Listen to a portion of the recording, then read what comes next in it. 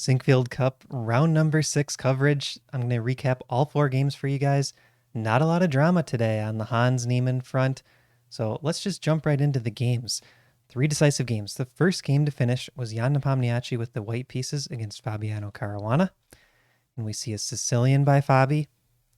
And he plays the Taimanov variation with e6. Sometimes this is called the Sicilian Khan. It's a very solid Sicilian. I've played this quite a bit myself from the black side. Takes, knight f6. And now we get kind of this Taimanov setup with the knight on f6 instead of queen c7. So this can sometimes transpose into different things, including, I believe, the Sveshnikov. So like here, if you see onto d6 played, for example, bishop f4, e5, this transposes to a Sveshnikov. And Fabi said after the game that he assumed that Jan would think this is going to a Sveshnikov, and maybe Jan would have something prepped, a sharp line of that variation. So instead, Fabi, with his very nice preparation this tournament, plays bishop to b4, and after a3, takes. Now we're in kind of different territory, pawn to d5, and this is completely different than the Sveshnikov. This is a very forced line. Let's toggle on the opening book. We're looking at about 2,000 games. It's a forced line. Fabi doesn't tend to play these lines because even though it's a forced line, there's really no winning chances for black. Black is essentially trying to draw this game out. Takes, bishop d3, castle, bishop g4, f3. And if you look at the database, black does win some games, but we're only looking at about 19% winning rate for black, 44 or 45% for white. So the reason Fabi played this, he's going for the surprise effect. Bishop goes back, following 23 games still. This is still theory. Pinning the knight. And we do have this isolated queen pawn for black. So we've talked about these IQPs before. Oftentimes the IQP can be a weakness, but it can be a strength in the sense that it gives black more space. Compare that pawn to the pawn on c2. The pawn on d5 is much more advanced, gives black more space and more attacking chances. This also has a weakness on the dark squares for white. That pawn on f3, very small weakness, so that's also something that Fabi can play with from the black side. Queen b6, there we see an immediate check, forking the pawn on b2. King h1, and now this crazy looking move, knight to e4. It looks like it's just hanging the knight, and if we look at who's played this game,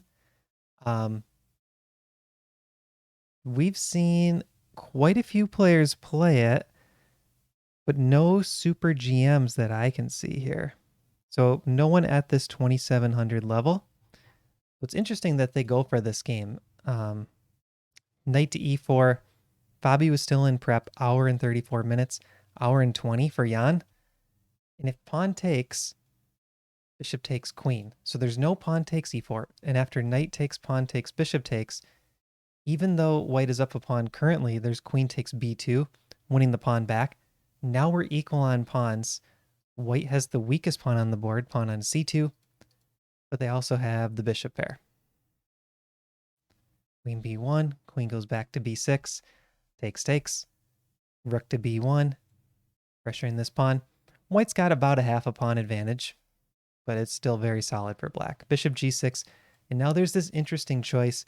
Do you take the bishop on g6, go for bishop against knight, or do you take the knight on c6 and go for opposite colored bishops? The engine thinks that taking the bishop is a little bit stronger for white, slightly better chances to play for the win. But instead, Jan chooses to take the knight, and after pawn takes, rook takes, opposite colored bishop endgame, 1 pawn up for Jan. These tend to be draws, and let's see what kind of technique Fabiano has. Can he hold the draw here?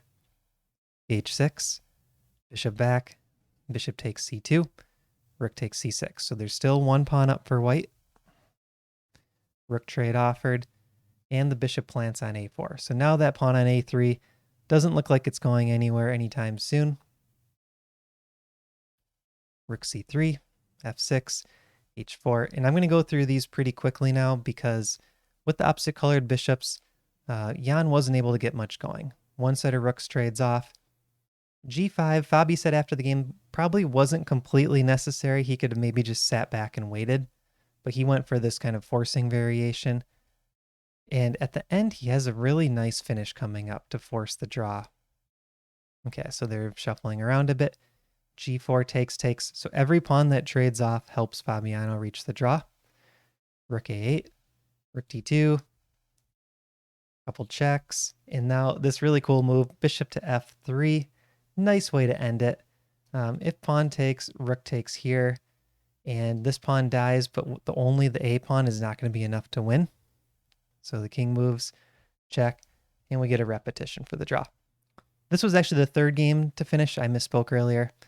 So now let's jump to the first game, which is Alireza Firouzja versus Mamedyarov. So the next three games are all going to be decisive games. These are really exciting games to watch. We get an English, and this becomes a reverse Sicilian. Pawn to E4, kicking the knight. And we reach the structure where black has a space advantage. So Mamedyarov looks very active here. But look at this monster bishop on G2, pointing at the weakest pawn on the board, the pawn on E4. And these knights are ready to spring into action. Aggressive by Mamedyarov, looking at the bishop coming out. So H3 played by Alireza. Queen goes back, knight C3. And pawn to B4. Aggressive move. And coming up here, there's a tactic alert. You have to be very careful from the white side. Bishop B2, castle. I would be thinking here, can I safely get castled? Castle right away, though. There's queen takes G3, utilizing that pin. So it's a little bit uncomfortable for white. Alireza cannot simply castle here. He plays knight to E3, rook E8, queen to C2. So look at how this pawn is being attacked 3 times, defended 3 times. Knight to E7, rook D1, A5, B5, bishop D4, rook to B1, pawn to C5. It's very hard to evaluate this position, but they've been close to equal this whole game. I think I would rather play black here, just having that extra space advantage. And it's still difficult for white to get castled. Let's say white castles right here. The knight can go to B6 supposedly.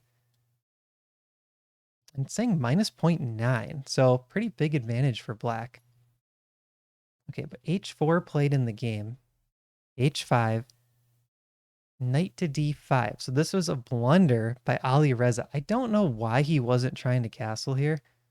There must be something deeper that I'm just not quite understanding, because the engine says 0.6. B6 is actually the strongest move. So maybe you want to just open up the rook down the B file by shedding this B pawn. That must be the idea. Like B6 takes knight B5. You're kind of trying to simplify things in the center. Get rid of the strong bishop. But knight C to D5 played, blunder. Knight takes, bishop takes F2 check. What a move by Mamedyarov. King takes F2, queen to F5, forking the king and the knight. So that was just a clean pawn on F2, winning the knight back, rook F1. So Mamedyarov is up a pawn, 58 minutes on the clock to Alireza's 26. And here he plays knight back to F8, immediately blunders back. Queen to C3 is a monster move threatening mate. Almost any move here is better than knight back to F8. Pawn to B6, for example, is a strong move. Pawn to A4. Both of those look good. After queen C3, F6 looks very reasonable to block the mate. Rook takes F6, though, is a tactic in the air. The commentators mentioned this. Alireza said he was looking to play it.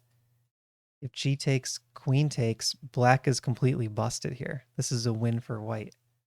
So really strong position, and it wouldn't have been possible without knight to F8. Knight E6, guarding the mate square. Rook to F4, double attack. Pawn to F5, this is another mistake. So now we see that eval bar creep up 1 pawn advantage for Alireza. So Alireza blunders a pawn, and 2 moves later, he's up a pawn according to the engine. Just complete reversal. And then another blunder by Mamedyarov. He completely falls apart. Knight to D4, pawn to e3 hits the knight and the mate's still threatened. If the knight goes back to e6, for example, there's now d takes e4, and this is falling apart for black pretty quickly. It's a 3.5 pawn advantage. And instead he plays queen takes a2, but there's rook a1 attacking the queen. The knight's still attacked. And after the queen retreats, d takes e4 is played. The knight's still attacked, and Mamedyarov just says, I've had enough. He throws in the towel and resigns. So win for Ali Reza. What a game. Just a lot of tactics. Blundered and then goes right back to have the blunder returned to him. Secures the win. Wow. Okay, now we have Levan Aronian against Maxime Vachier-Lagrave. We see Sicilian Najdorf. And this is a very common line with e5, knight goes back to b3.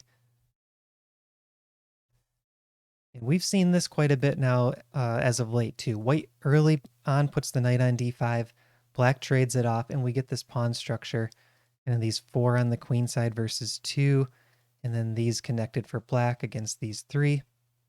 So common structure, small edge for white as we see in a lot of openings.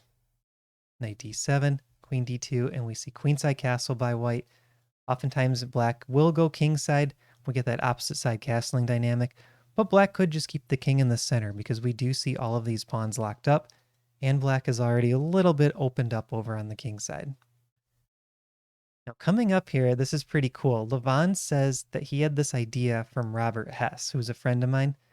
Levan gives up this pawn on d5, plays bishop g5, so kind of awkward, pinning the knight. Queen and rook are lined up on the d file. Bishop d3, nice and aggressive. And then this is the Robert Hess novelty, rook h to f1. No games in the database. And the reason this move is hard to play against is because you can't simply castle. g4 is played, the rook is on the file, and you have to make a decision here as black. How do you want to move forward? And knight h7 was played by Maxime, which is a strong move, but now there's this really uncomfortable bishop to h6 cutting off the castling.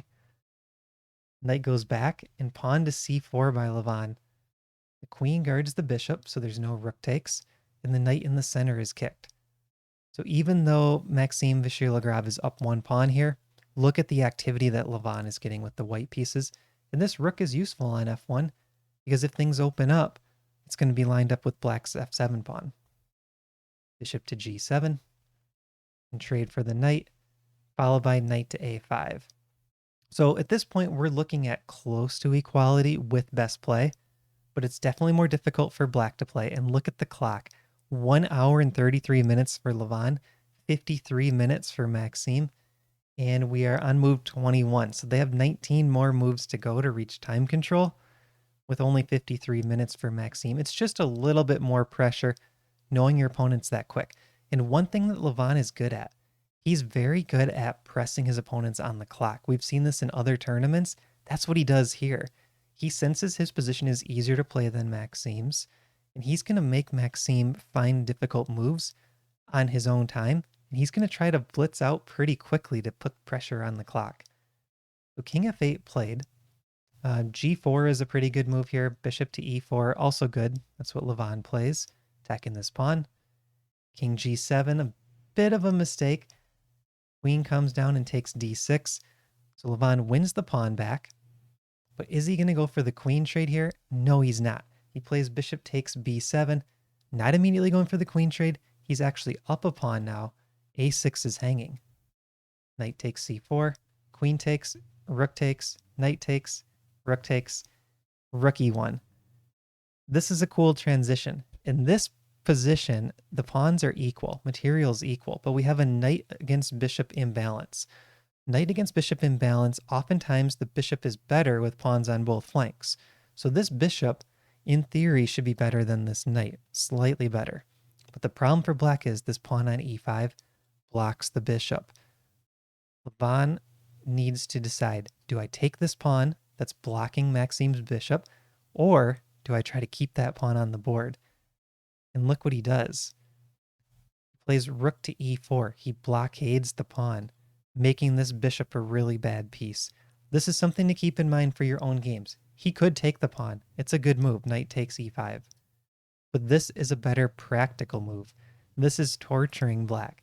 Now black has to figure out, how do I play with that bishop trapped on f6?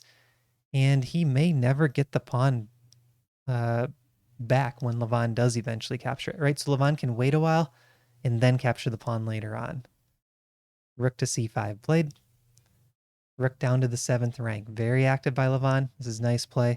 Look at the clocks. 24 minutes for Maxime, hour and 10 for Levon. Rook to c8. Rook back to e1. And now he doubles the rooks on the d file, so if capture, he can capture back. In rook and pawn endgames, you always want to play as actively as possible. So that's what both sides are trying to do here. Pawn to h4, trying to shake up things over here on the king side. Maybe Maxime's bishop can come poke at this h-pawn. If the h-pawn moves up and let's say the rooks trade off the board, this king could try to zigzag in on the dark squares. Currently, these pawns do a good job kind of guarding all the entry point squares. So that's the idea. h4, trying to provoke some weaknesses. My microphone's moving on me. Adjust it like that. So pawn to h3 played, blocking the h4 pawn. Bishop to g5. The idea here, I think, is the king is ready to come in soon. Bishop to f4. So it's defending this pawn. And look what Levon's doing. He's got 2 pawns over here on the queen side against Maxime's 1. He's going to use his extra queen side pawn, try to play for an advantage, maybe get a potential pass pawn coming up. And now finally we see this pawn sacrificed. I think this is something Maxime was waiting to do like all game. Can I sacrifice this pawn at the right moment to free up this bishop a little bit? Rook comes back, pawn to f5, trying to play solid, but this is a bit of a mistake by Maxime. F takes, and the problem now, F takes back, rook takes. You're just down a pawn, and there's really no compensation for black. That bishop can't really attack any of white's pawns. So he plays king h6, trying to stay active. He's down to 33 seconds on the clock. We're at move 37. And look at how fast Levon plays. Under 2 minutes for this move. E takes F. And he has 42 minutes. So under 2 minutes, that's a big deal. He could have spent a lot more time. Rook takes F. Rook F1. Double attack on the bishop. But we're also x-raying this pawn on h4. Defends twice. Pawn to b4, and there we see this potential pass pawn marching up the board.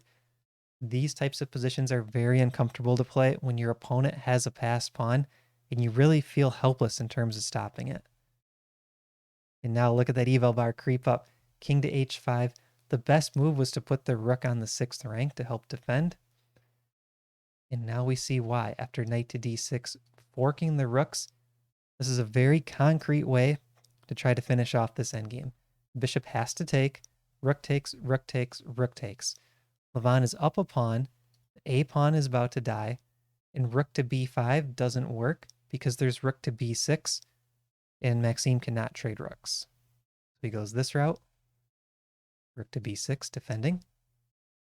And these pawns are just a bit too slow. Rook to b8, check, check, takes a pawn, but look at that. Pawn to b5. The king is trying to guard all of these squares on the a file, so this rook cannot swing across. g4 played, rook h8 check. Maxime resigns. Let's say king here is played. There's now b takes a6, and the problem is these pawns are just a little bit too slow. a7, h2, a8 queen, h8 queen. It's a forced checkmate in 9 moves. So even though both sides queen, there's an exposed black king with queen and rook both attacking it. So the players both calculated deep enough to figure this out. Kind of going back to this point, this was just a really cool move. Pawn to b5. And if takes, I'll just show this. a6, rook g1. White can even play pawn to a7, rook a1, make a queen, take, take. And the problem is, the pawns over here are too slow. So like if push, Well, actually, push there's even just a tactic. Check, check, and the rook takes the pawn. So black's pawns are stuck, completely stuck. I thought at first they were too slow. They're stuck. And this king can come over and help. So what a game by Levon. Kind of crushing Maxime Vachier-Lagrave. If we look at the chart, 95.7 accuracy. All right, the last game. The player we've all been waiting to watch, Hans Niemann against Wesley So. We see a Petrov defense. And is it going to be one of those topical lines with knights to c3? No, it's not. Rook e1, knight to b to d2. And if you look at the clocks, Wesley is still in prep. Hans looks like he might be out of prep already. He's used 10 minutes plus the increment on each move. So about 15 minutes. Knight back to d6, knight f1. So this all looks pretty standard. Trade of these bishops. So this is technically the bad bishop for Hans and the good bishop for Wesley, because you want the bishop that's the opposite color of your center pawns. So like this bishop's on dark, these pawns are on light, but this bishop on f4 is more active than its counterpart on e7. So these are kind of the dynamics that the players are thinking about. Knight a6, knight e3, knight c7. This knight can maybe go to e6. b3, preparing c4 probably. And now bishop to e5. So this is an interesting decision. You could play bishop takes d6 here, bishop takes c4. I think that's the best chance for Hans to maximize his advantage. It's still very close to equal. Now Engine's even saying like 0.00. Instead he plays bishop to e5. And the commentary team was starting to question this just a little bit, especially coming up on the next few moves. What happens with bishop to e5 is sometimes that bishop can be misplaced. Knight to e4. So look at how this knight guards g3. This knight guards f4. This bishop guards here. Queen guards here. Rook guards here. Pawn guards here. That e4 bishop, e5 bishop doesn't have any great squares. g3 is really the only safe square, which is guarded by this knight and would double white's pawns. c4, knight f6, rook here, g6, g3. So what did we just talk about? Not a lot of moves for that bishop. Okay, so you see a move like g3. Use this in your own game. You can move this knight as black and try to play f6. Kick this bishop that has no good squares. So a6 played, rook e2, rook e8, h4, putting another pawn out here, making it less comfortable for this bishop. And now Wesley jumps on it immediately, knight to h5. So even though the eval is really close to 0, practical chances, the game is already on Wesley's side. That bishop on e5 doesn't have a good escape route. This is the problem for white. You always have to be careful with this bishop out here when there's a move like f6 and either pawns are trying to trap your bishop, like sometimes these are pushed up, or maybe a knight's coming out, or you have this fianchetto pawn that's just blocking your escape route.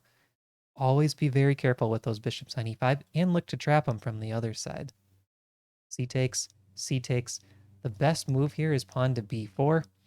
Looks a little weird at first, the bishop can take, but there is queen to b3 hitting this pawn and this pawn.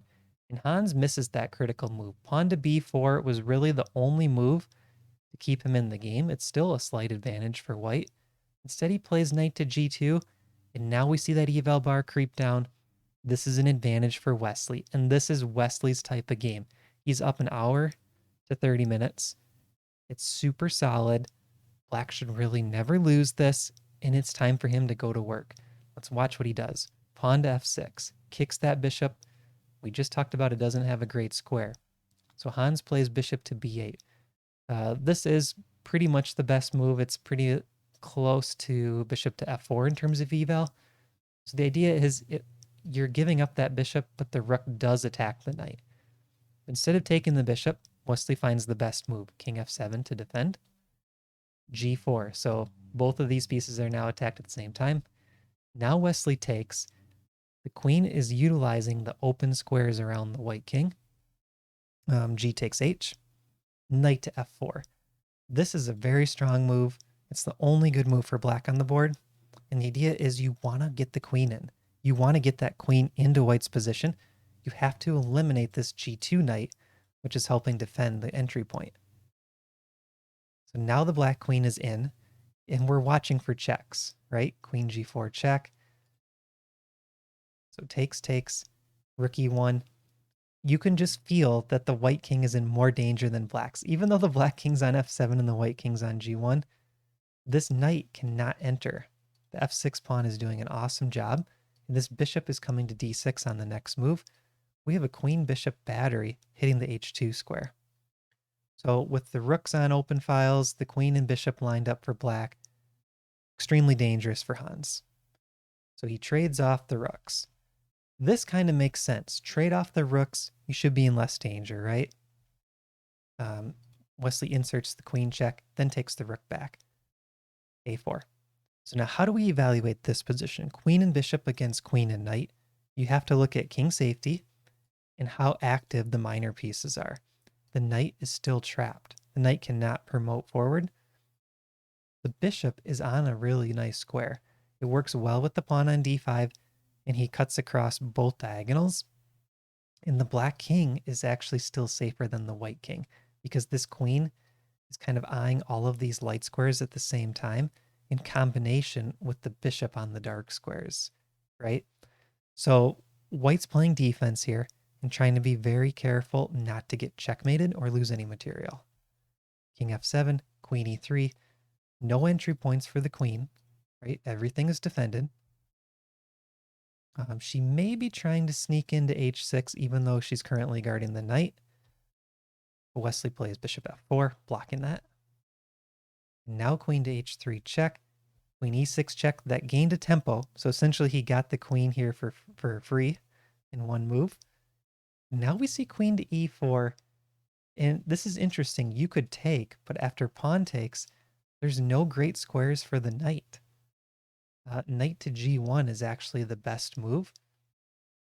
The problem is this king is marching up the board extremely fast, and both of those pawns are attackable by the bishop. So the bishop can maneuver to attack. The black king's coming in quick. So Hans correctly avoids this queen trade. Bishop back to d6. Again, no good entry points. The only entry point potentially is queen c8, but the queen is stuck guarding the knight. So king g2 to defend the knight, trying to free the queen. Queen g4 check. King moves.